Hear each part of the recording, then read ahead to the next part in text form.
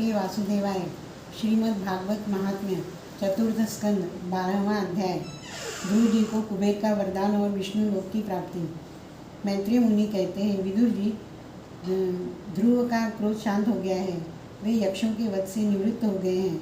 ये जानकर भगवान कुबेर वहाँ आए। उस समय यक्ष, चारण और किन्नर लोग उनकी स्तुति कर रहे थे। उन्हें देखते ही ध्रुव जी हाथ जोड़कर खड़े हो गए। तब कुबेर ने कहा, श्री कुबेर जी बोले, शुद्ध हृदय क्षत्रिय कुमार, तुमने अपने दादा के उपदेश से ऐसा दुष्कृत्य वैर त्याग दिया, इससे मैं तुम पर बहुत प्रसन्न हूँ। वास्तव में न तुमने यक्षों को मारा है, न यक्षों ने तुम्हारे भाई को। समस्त जीवों की उत्पत्ति और विनाश का कारण तो एकमात्र काल ही है।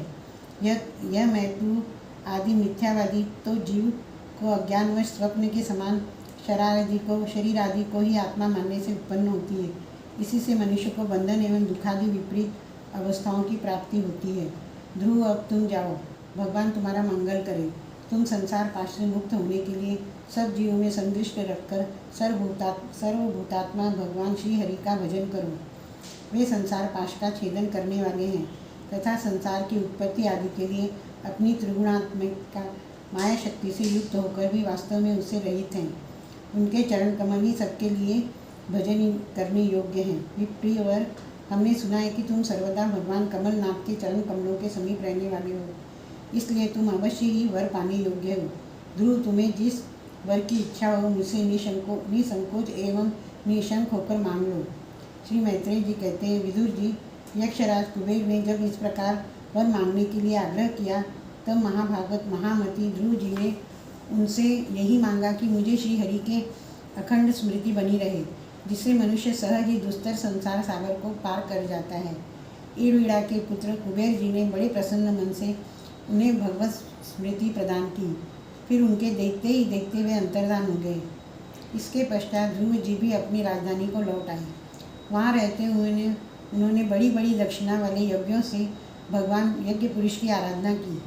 भगवान ही द्रव्य, क्रिया और देवता संबंधी समस्त कर्म और उसके फल हैं तथा वे ही कर्म फल के दाता भी हैं।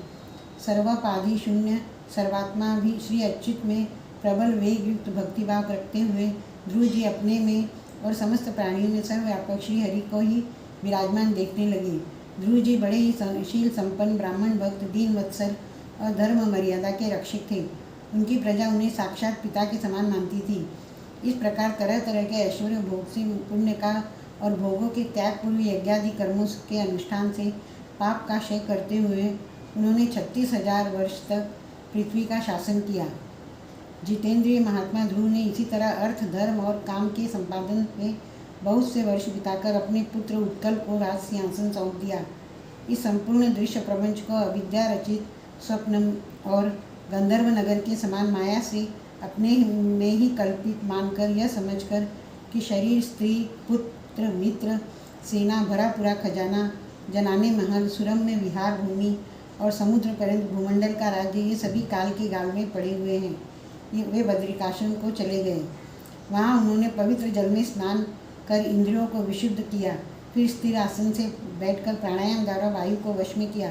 तदनंतर मन के द्वारा इंद्रियों को बाह्य विषयों से हटाकर मन को भगवान के स्थूल विराट स्वरूप रूप में स्थिर कर दिया।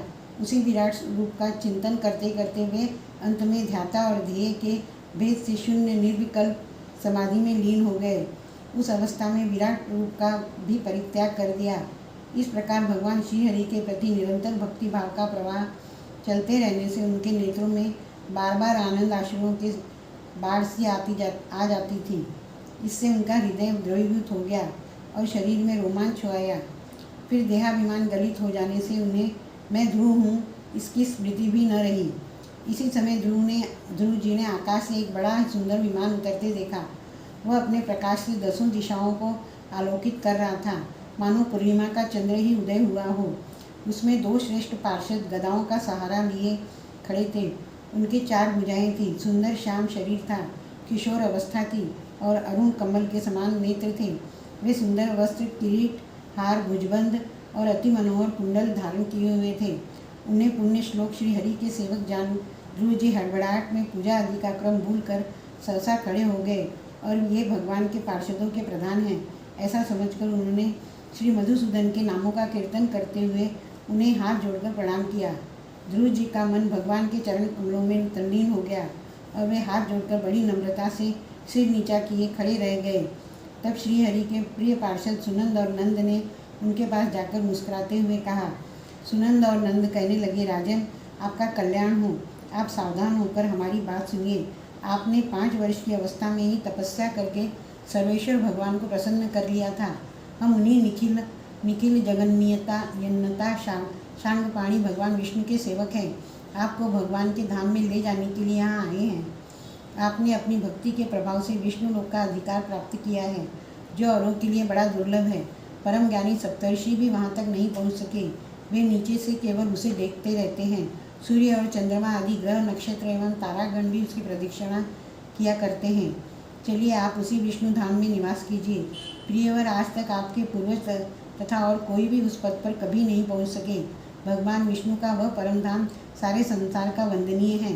आप वहाँ चलकर विराजमान हो। आयुष्मान, यह श्रेष्ठ विमान पुण्य श्लोक शिखामणि श्री हरि ने आपके लिए ही भेजा है। आप इस पर चढ़ने योग्य हैं। श्री मैत्रेय जी कहते हैं, भगवान के प्रमुख पार्षदों के यह अमृत वचन सुनकर परम भागवत ध्रुव जी ने स्नान किया। फिर संध्या वंदनादि नित्य कर्म से निवृत्त हो मांगलिक अलंकारादि धारण किए। बद्रिकाश्रम में रहने वाले मुनियों को प्रणाम करके उनका आशीर्वाद लिया। इसके बाद उस श्रेष्ठ विमान की पूजा और प्रदक्षिणा की और पार्षदों को प्रणाम तथा कर सुवर्ण के समान कांतिमान दिव्य रूप धारण कर उस पर चढ़ने को तैयार हुए। इतने में ही ध्रुव जी ने देखा कि काल मूर्तिमान होकर उनके सामने खड़ा है। तब वे मृत्यु के सिर पर पैर रखकर उस समय अद्भुत विमान पर चढ़ गए। उस समय आकाश में दुंदुभी, मृदंग, ढोल और बाजे बजने लगे। श्रेष्ठ गंधर्व गान करने लगे और फूलों की वर्षा होने लगी। विमान पर बैठकर ध्रुव जी जो ही भगवान के धाम को जाने के लिए तैयार हुए, त्यों ही उन्हें अपनी माता सुनीति का स्मरण हो आया। वे सोचने लगे, क्या मैं बेचारी माता को छोड़कर अकेला ही दुर्लभ वैकुंठ धाम को जाऊंगा। नंद और सुनंद ने ध्रुव के हृदय की बात जानकर उन्हें दिखलाया कि देवी सुनीति आगे आगे दूसरे विमान पर जा रही हैं। उन्होंने क्रमशः सूर्य आदि सभी ग्रह देखे। मार्ग में जहाँ तहाँ विमानों पर बैठे हुए देवता उनकी प्रशंसा करते हुए फूलों की वर्षा करते जाते थे। उस दिव्य विमान पर बैठकर ध्रुव जी त्रिलोकी को पार कर सप्तर्षि मंडल से भी ऊपर भगवान विष्णु के नित्य धाम में पहुँचे। इस प्रकार उन्होंने अविचल गति प्राप्त की। यह दिव्य धाम अपने ही प्रकाश से प्रकाशित है। इसी के प्रकाश से तीनों लोक प्रकाशित है। इसमें जीवों पर निर्दयता करने वाले पुरुष नहीं जा सकते। यहाँ तो उनकी पहुँच होती है जो दिन रात प्राणियों के कल्याण के लिए शुभ कर्म ही करते रहते हैं, जो शांत, समदर्शी, शुद्ध और सब प्राणियों को प्रसन्न रखने वाले हैं तथा भगवत भक्त को ही अपना एकमात्र सच्चा हृदय मानते हैं। ऐसे लोग सुगमता से ही भगवत धाम को प्राप्त कर लेते हैं। इस प्रकार उत्तानपाद के पुत्र भगवत परायण श्री ध्रुव जी तीनों लोकों के ऊपर उसकी निर्मल चूड़ामणि के साथ विराजमान हुए।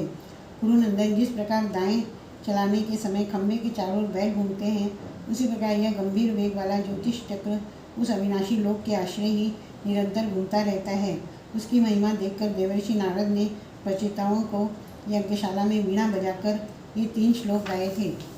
नारद जी ने कहा, इसमें संदेह नहीं कि पति परायण सुनीति के पुत्र ध्रुव ने तपस्या द्वारा अद्भुत शक्ति संचित करके जो गति पाई है, उसे भागवत धर्मों की आलोचना करके वेदवादी मुनिगण भी नहीं पा सकते।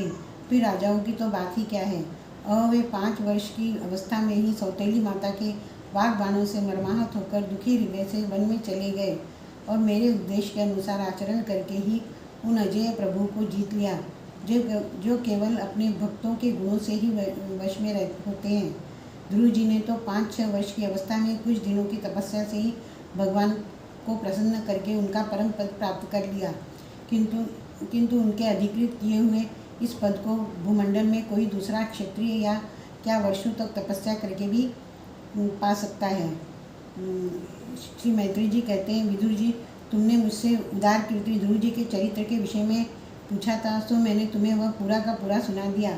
साधु जन इस चरित्र की बड़ी प्रशंसा करते हैं। यह धन, यश और आयु की वृद्धि करने वाला परम पवित्र और अत्यंत मंगलमय है। इससे स्वर्ग और अविनाशी पद भी प्राप्त हो सकता है। यह देवत्व की प्राप्ति कराने वाला बड़ा ही प्रशंसनीय और समस्त पापों का नाश करने वाला है। भगवत भक्त ध्रुव के इस पवित्र चरित्र को जो श्रद्धापूर्वक बार बार सुनते हैं उन्हें भगवान की भक्ति प्राप्त होती है, जिससे उनके सभी दुखों का नाश हो जाता है। इसे श्रवण करने वालों को शीलादि गुणों की प्राप्ति होती है। जो महत्व चाहते हैं उन्हें महत्व की प्राप्ति कराने वाला स्थान मिलता है। जो तेज चाहते हैं उन्हें तेज प्राप्त होता है और मनस्वियों का मान बढ़ता है।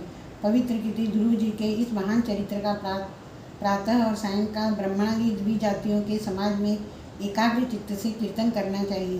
भगवान के परम पवित्र चरणों की शरण में रहने वाला जो पुरुष इसे निष्काम भाव से पूर्णिमा, अमावस्या, द्वादशी, श्रवण नक्षत्र, तिथि क्षय, व्यतिपात, संक्रांति अथवा रविवार के दिन श्रद्धालु पुरुषों को सुनाता है, वह स्वयं अपने आत्मा में भी संतुष्ट रहने लगता है और सिद्ध हो जाता है। यह साक्षात भगवत विषय अमृतमय ज्ञान है।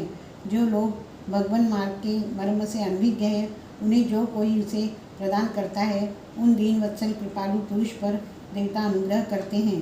ध्रुव जी के कर्म सर्वत्र प्रसिद्ध हैं और परम पवित्र हैं।